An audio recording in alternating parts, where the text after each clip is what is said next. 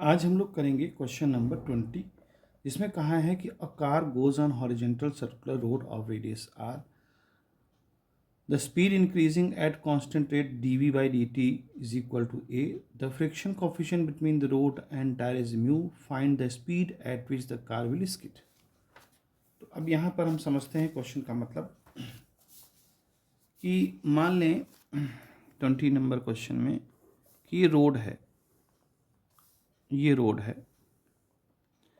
अब इस रोड में ये व्हीकल है और ये एक प्रॉपर रेडियस अपना बना रहा है आर। तो अब यहाँ पर देखें कि अगर इस पर dv बाई dt एक्सीलरेशन काम कर रहा है, तो वो dv बाई dt जो है एक्सीलरेशन काम कर रहा होगा लीनियर एक्सीलरेशन, यानी टेंडेंशियल एक्सीलरेशन है एक तरह से। और इस पर एक और एक्सीलरेशन काम कर रहा होगा सेंट्रीपिटल एक्सीलरेशन। ठीक है, तो यानी दोनों का जो ये सेंट्रीपिटल एक्सीलरेशन क्या काम कर रहा होगा, वो कितना होगा v² बाई आर, यानी एक सेंटर की तरफ और एक टेंजेंशियल जो कि गिवन है dv बाई dt। तो दोनों का जो नेट रिजल्टेंट होगा वो कुछ इस डायरेक्शन में होगा। तो अगर हम दोनों का नेट रिजल्टेंट देख लें तो ये आ जाएगा a dash under root v² by R का होल स्क्वायर प्लस a, चूंकि dv बाई dt a के बराबर है तो a का होल स्क्वायर। ठीक है, यहाँ तक बात क्लियर हो गई। अब चूंकि इसे मुड़ना है और यहाँ पर जो फोर्स काम कर रहा होगा उस पर नॉर्मल फोर्स काम कर रहा होगा ऊपर की तरफ। ठीक है, यानी ऐसे नॉर्मल फोर्स काम कर रहा होगा और एक फोर्स काम कर रहा है आपका फ्रिक्शन फोर्स, क्योंकि और तो कुछ कोई है नहीं यहाँ, फ्रिक्शन फोर्स काम कर रहा होगा। तो वो फ्रिक्शन फोर्स अगर हम देखें तो फ्रिक्शन फोर्स क्या हो जाएगा, म्यू इंटू नॉर्मल फोर्स, यानी mu into normal reaction force. और एन की वैल्यू क्या होगी, एम इंटू जी के बराबर होगी, क्योंकि इस व्हीकल का मास एम है।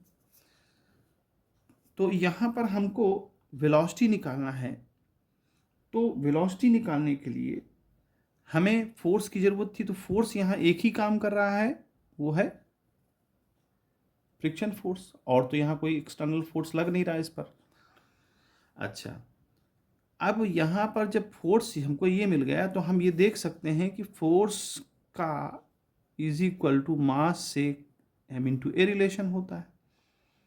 फोर्स हमारा क्या है, म्यू एम जी है, एम है, और ए की वैल्यू, सॉरी यहाँ ए डैश लिखना चाहिए क्योंकि नेट रिजल्टेंट एक्सीलरेशन इस डायरेक्शन में अब ये काम कर रहा है, ये अंदर की तरफ, ये टेंजेंशियल, तो नेट रिजल्टेंट ये काम कर रहा है, इसको ए डैश कहते हैं। तो ए डैश की वैल्यू हमारी कितनी है यहाँ पर, v की पावर 4 हो जाएगा डिवाइड बाई आर स्क्वायर हो जाएगा प्लस ए स्क्वायर हो जाएगा।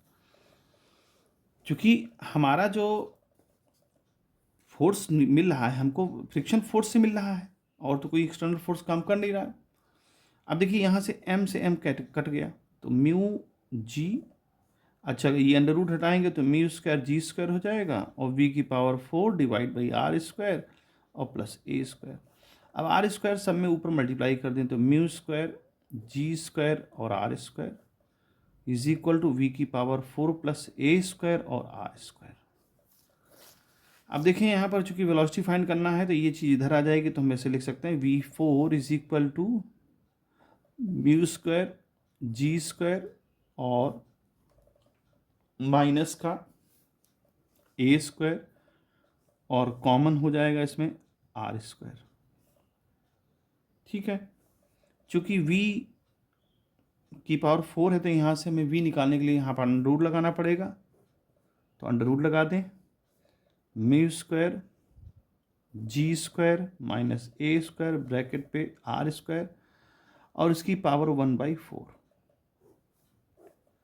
क्योंकि यहाँ 4 है तो इधर जाके 1/4 पावर बन जाएगी।